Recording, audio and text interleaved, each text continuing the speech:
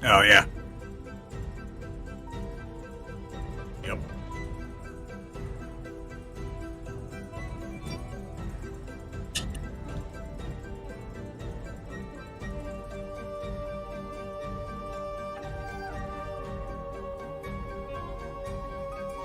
Oh, yeah.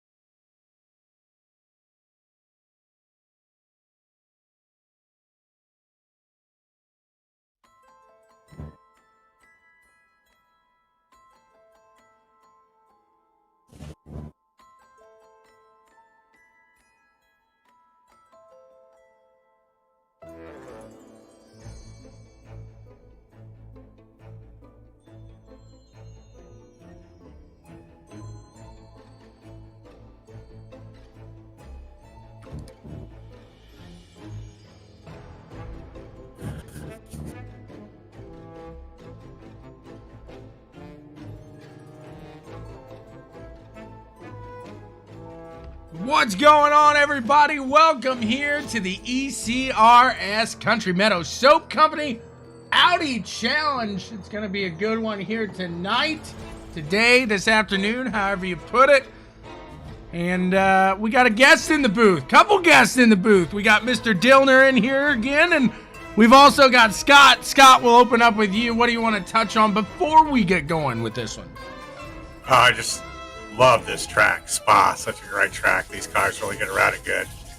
That's going to be an absolute blast. Yes, it was, absolutely. And you know, I think that's an understatement as well. As Spa, obviously people know it for what it is as far as the F1 track. Very famous in the open wheel world as far as like the sports cars, things like that. But you know, I was a little worried, I'm going to be honest, when I saw this on the schedule. I'm thinking to myself, you know, these cars don't have a lot of power. We might feel like we're crawling up El Rouge there, but hey, it all worked out. It was all smooth. And these, I'm not going to say they were a dream here, but it was a blast. It was a lot of fun. And that's what I think at the end of the day, these cars have shown to be just a good time behind the wheel. Would you agree, Mr. Dillner? Oh, absolutely. There's nothing else I'd rather do than drive these cars, but unfortunately I'm not on the track there with you. Biscotta, Scoot, what do you think? I think it's going to be fun. I think it's going to be tight racing. And I don't know about you on El Rouge, but I was holding on for dear life.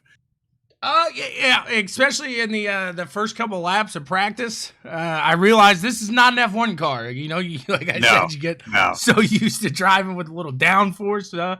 Little different situation here. So let's see how it unfolds as we get going in the Country Meadow Soap Company Audi Challenge.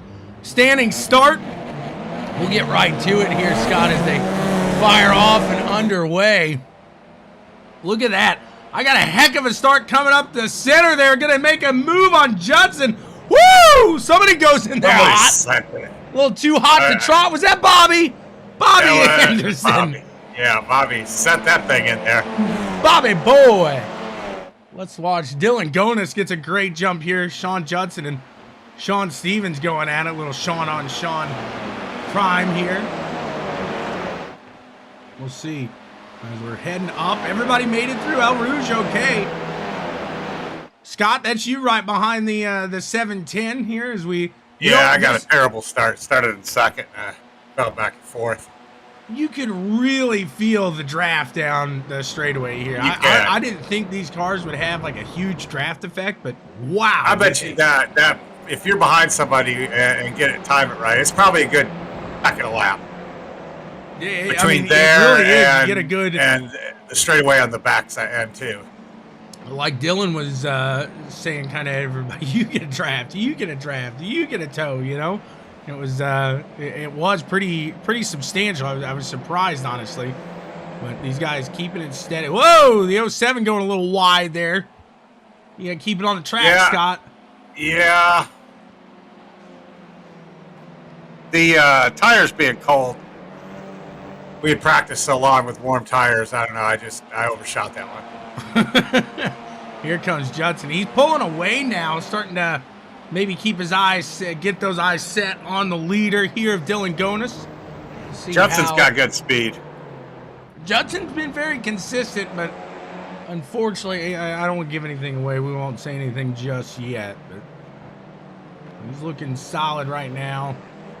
He's very, like I said, and the thing about him is sometimes you see a leader like kind of fall off the pace, maybe just a little as their tires wear off, you know, something like that. With Judson, he is pretty steady. If he's going to give you a 2-minute 12 lap, he's going to give you a 2-minute 12 lap from first to last there. Right. Here we go, coming around, just about to finish his first lap here. Dylan Gonis starting to pull away from the field. Scott, you're falling back into fifth now as Corey Tuggle makes his way up here. Oh, he goes to make a move. Oh! Ooh, there's tires off. I remember seeing that, and I was like, I don't want to have anything to do with it. I'm going to make my pit stop now. So Scott's heading in. He's heading into the pits now. So after that, that's going to find the 710 of Sean Stevens into second place. Nick Kaufman right behind him. But Nick Kaufman also, he jumped the start here, so he's got that black flag waving in his face. What's going on, Big Ben? You've been a kind of a victim of the jumping the start, kind of expecting the clutch, maybe. Am I right? Oh, yes, I have. And yes, the guy right behind you is none other than Nick Kaufman. First time in this series. He's well known through ECRS. But yeah, he thought the cars had a clutch and actually jumped the start. So he's got to go in and serve a penalty. Might as well take his pit stop while he does it. So I think he waits still a couple laps in.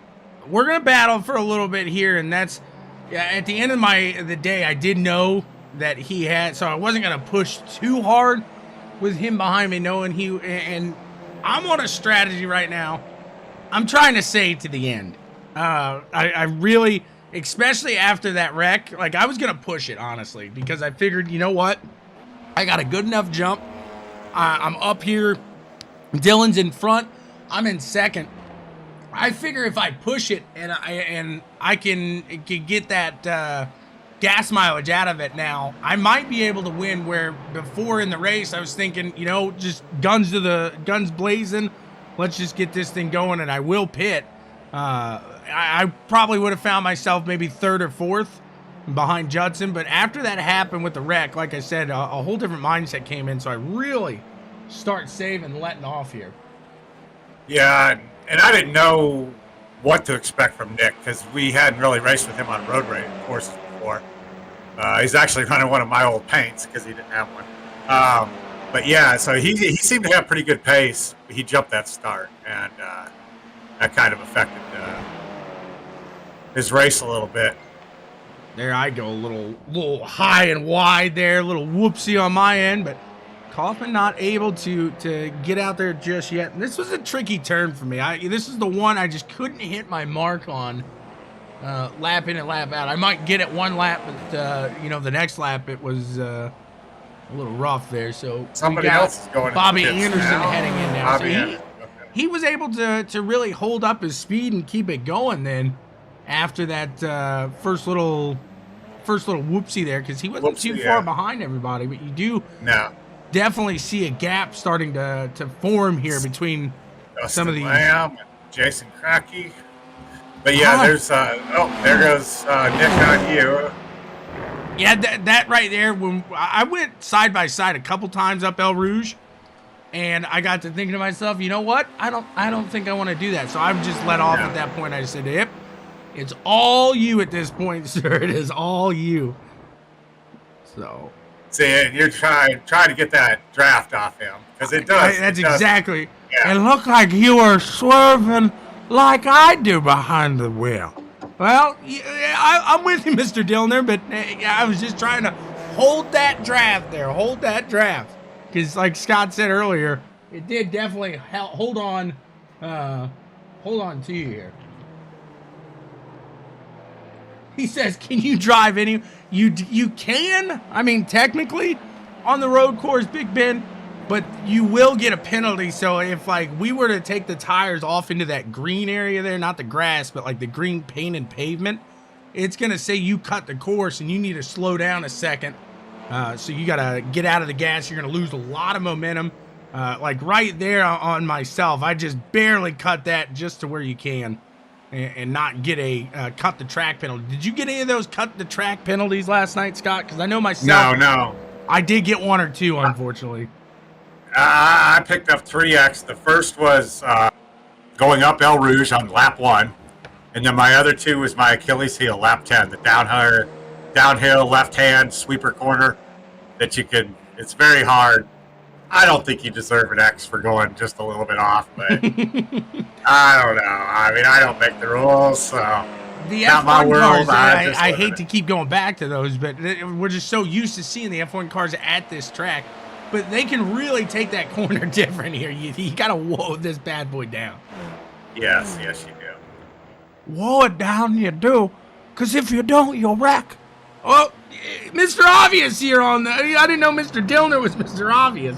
But he's got that right, doesn't he, Scoot? He does. Oh, and there goes Nick in to serve his penalty. Yep, and that's the point right here. I'm really feeling comfortable now.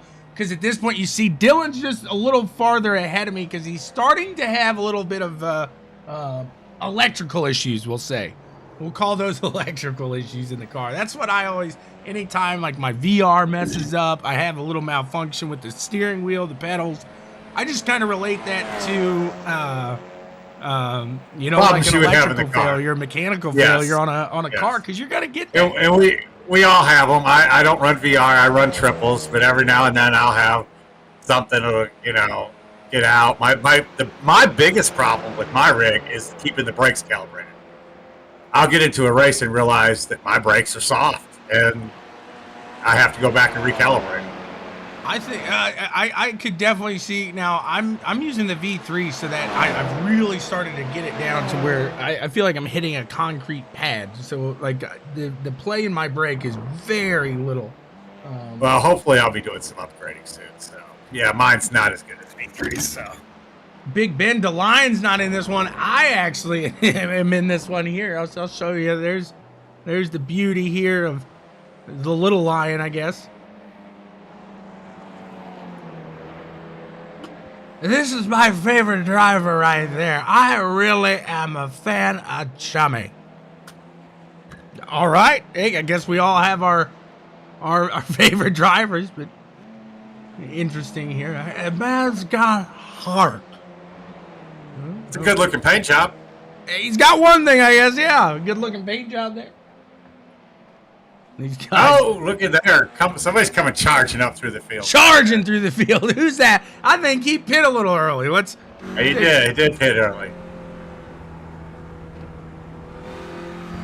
Smooth. That's on the corner. That was my Achilles heel corner. I kept getting off there a little bit. This was the corner you were having trouble with? No, the back there, the hard sweeping left-hander. So where you just kind of let off the gas, almost burp it just a little bit.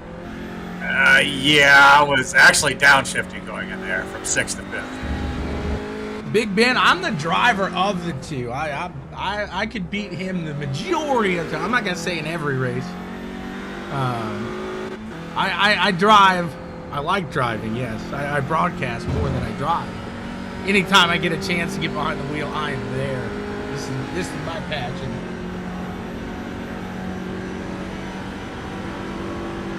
You guys nailing it out here, Scott. You're starting to catch. This is Jacob. I got my Audi. I forgot about my Audi helmet. Yeah, it's a good looking helmet, isn't it? See, it's the small things. Yeah, it is a small thing. And this is a turn right here. And look how much space you I was nailing this turn. I really worked on this track in the officials the week before. You did. You nailed that. So that's kind of where you put the you're able to separate kind of like the faster of the packs here. You gained them real quick there as well. Like I know myself, if Dylan was behind me, it's going to look just the same there. How quick he's able to catch up. This was scary to me. I was like, oh, what's going on? Okay, he backed off. He made it too. It sounded like I heard a rub. You must have kind of hit the bottom there on your own. Yeah, I went over the rumble strips there. So you're starting. I was trying to leave him plenty of room. I wasn't sure, and at the last minute he backed off a little bit. And that was I believe that was Dustin, right? That was Jacob. That was Jacob. One of the silence of the lambs there. Yeah, well, their cars are identical, so it's hard to tell them. But yeah, I think it was Dustin ends up having a pretty nice little race for himself here. He's got to be pretty happy with the finish he ends up with. I don't want to give anything away.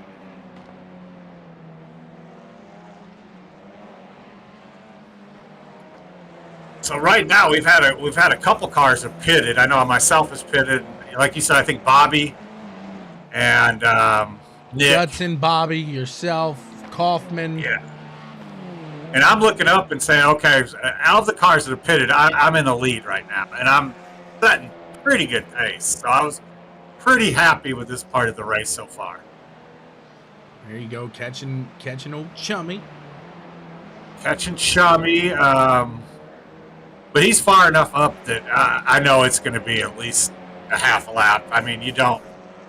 Well, that he has yet to pit as well. So, I mean, at some point, are you thinking that too? Like, how much of that is in your head when you're going around these guys in racing? Right now, I wasn't. I was thinking, where am I going to catch him? Could I get him on a straightaway where there's a draft and really not affect either one of our speed? You know, I did want to use him for a tow, especially right here. But I'm thinking I'm not close enough. I'm not going to get him up near the start-finish line or anywhere. I'll probably have to pass him on the next straightaway, the long straightaway after El Rouge. See how much you gain here. You definitely outbrake there. Yeah, and I was really getting through here and up into here really well. At that point, you almost wish the 04 would have tugged away into the pits. And I thought he might, but you never know. And you can hear the pit siren going off. Somebody had just went in there. It was that was Dustin Lamb that just went into the pits. Jason Cracky as well. Chummy really holding you off right now, making you look like the little minnows in Chum.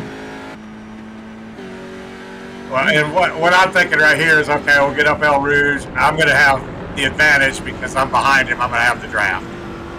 And I get all a pretty decent over El Rouge. So. He hit about every point in El Rouge except the racing line, I think. That definitely helped. He moves over a little bit for a block, but he kind of gives it to me. Leaves me plenty of room to go in here. And I knew I was braking really good, so I wasn't too worried once I got side by side with him. Took it around there, the 07 by, and now Scott into third place. Look at this. Old Dylan Godis coming out of the pits. He's sitting in P2 now. And look who's up in front. None other than the 710. Sean Stevens here. And what lap are we're on 6 now? Yeah, so we stay this way for a little while.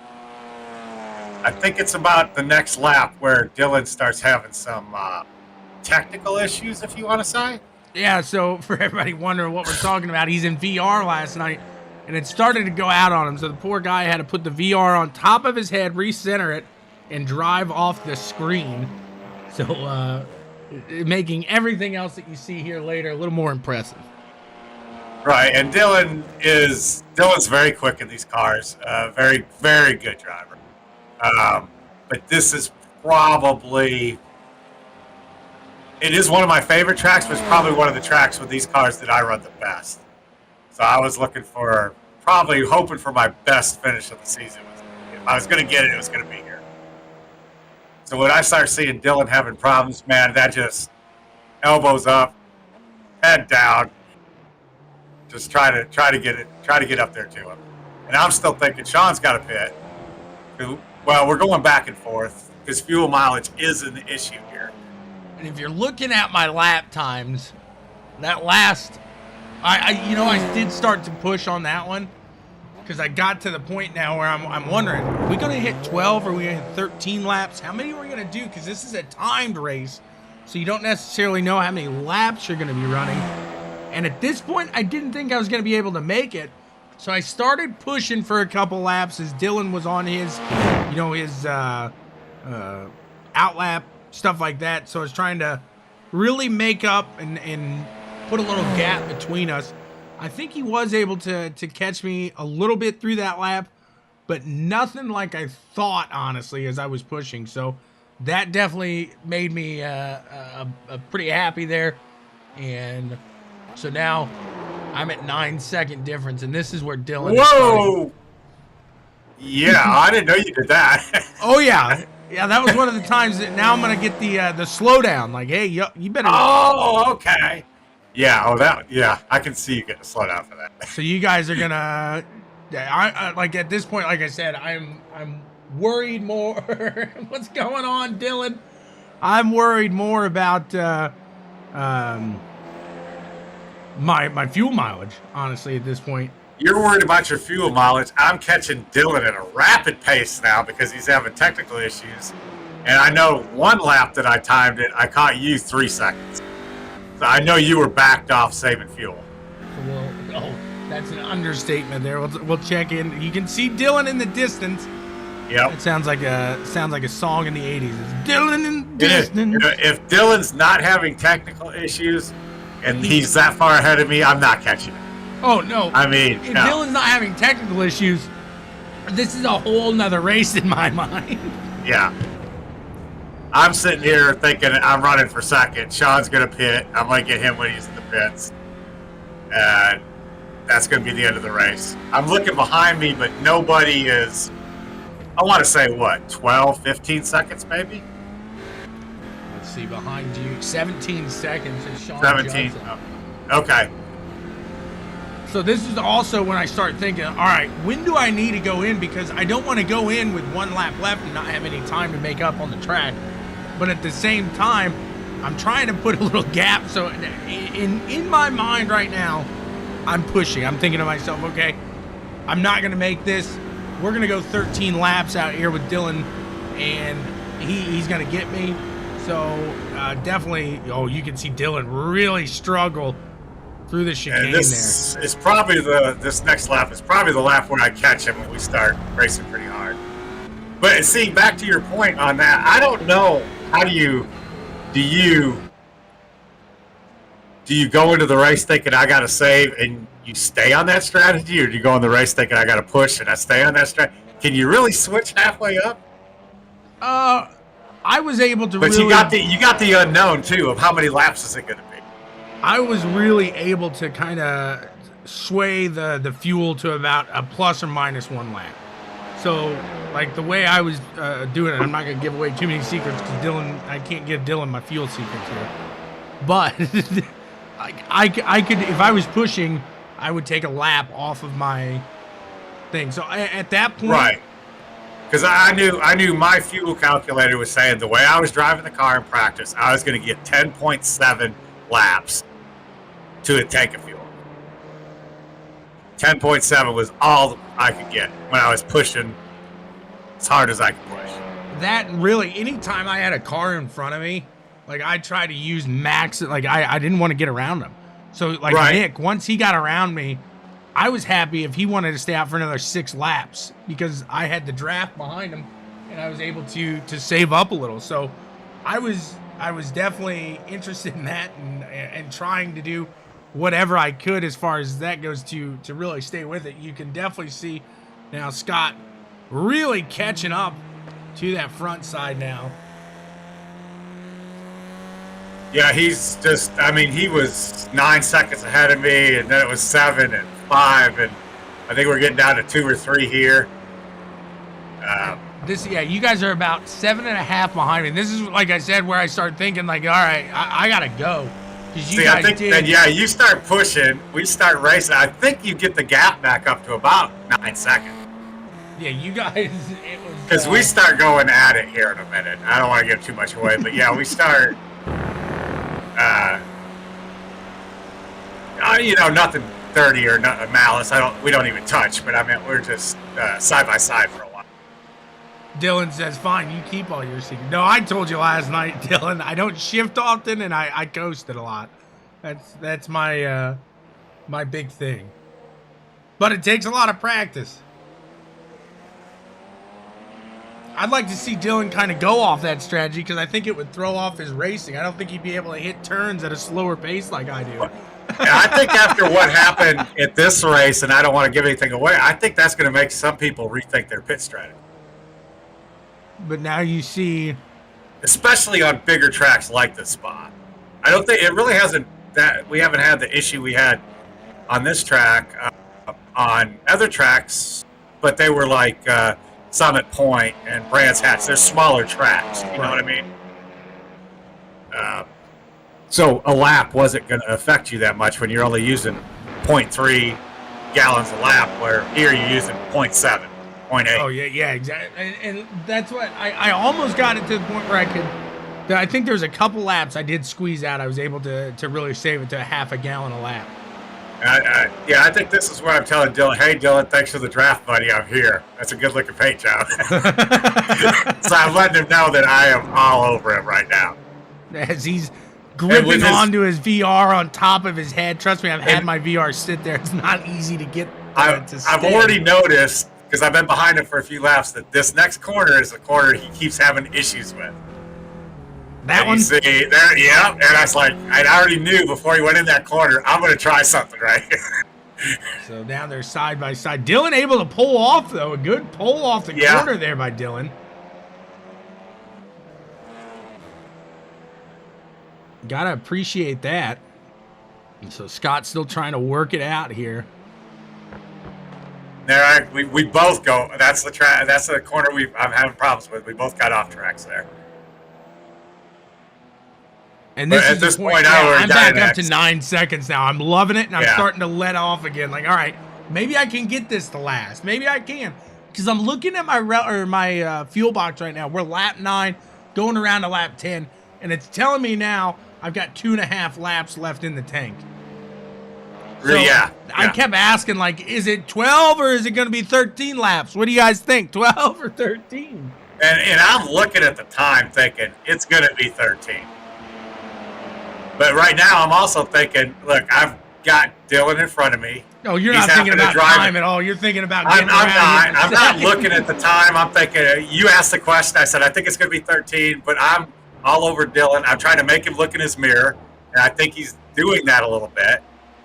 You know, the chances of me getting around him when he's running great are probably not really good at all. So I'm just thinking, stay in his mirror. Maybe he'll make another mistake. Maybe he'll give you another lane. He's doing a good job holding you off at the moment. Yeah, it's so hard when you got two cars that are pretty even here, because that car behind you is going to get that draft. And they're going to suck back up to you.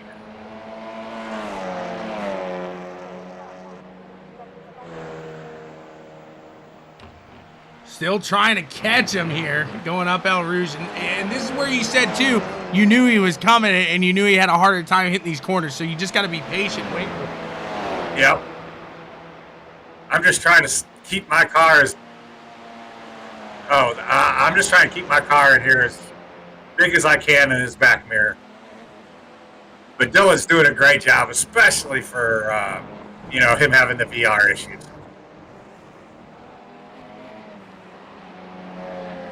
Because really, I think when we qualified, he was like a half a second a lap quicker than me. So coming around here, it's gonna be lap 11. Win the 710. You can see Dylan back there. yeah. Well, for the last lap or so, I've kind of tucked in behind him. We haven't been really racing side by side now. And now I am really saving because we went from 9 to 6. You guys caught me 3 seconds in a lap there. Almost. Yeah. At this point, I remember one lap around catching you 3 going, seconds. Because I'm still showing 2.5 laps. Like I've still kept it to that. I could hit it to about that lap, 12.5. Yeah.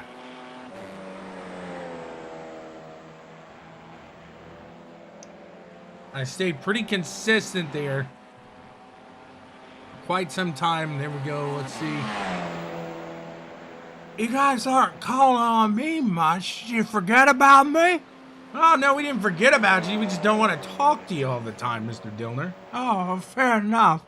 It is what it is, I guess. Hey, that's why we love you. That's why we love you. Here we go.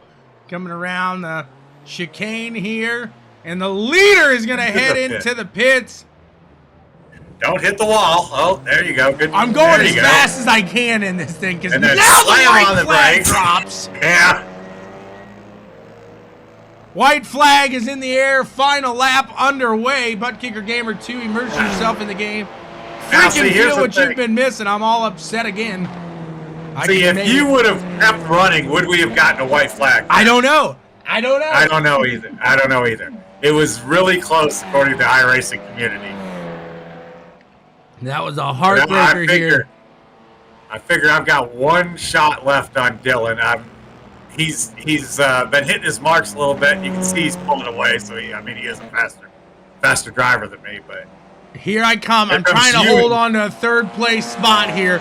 Judson's coming with some major force. Judson's already had a hard race. He's got some speed after what happened to him in the beginning of the race. Now he's back up to 4. We're going up El Rouge here into that straightaway, and watch this. They say, nope. Nope. Oh, what a great shot. Nope. He's catching me in there. He gets to the inside. I say, nothing I can do. Darn it. I think I've lost it. Here, I'm going to try for the crossover. And dumbest move I've made. Tap him. You just dumped him. And he broke his tire. I feel absolutely terrible after watching that. I didn't just dump him. I was going for the crossover. I misjudged it. It was a terrible move on my end. Go back up to this battle as Scott's catching up to the back end of Mr. Gonus. And Dylan's just struggling here. I know he's having problems seeing. I'm trying to take advantage of it. I'd be getting. I do hate it for Judson. Sean Judson had a good race. Like I said, he was running 4th right there. I think he ended up in 9th or something with the issues, but he had pace all race. So he'll be back. I just feel terrible. He's going to be one. You're talking about a guy that just fueled with bad luck. That's Sean Judson. Yeah, it is. And sometimes you get guys like that in series and stuff, and he'll come back. He'll get it worked out.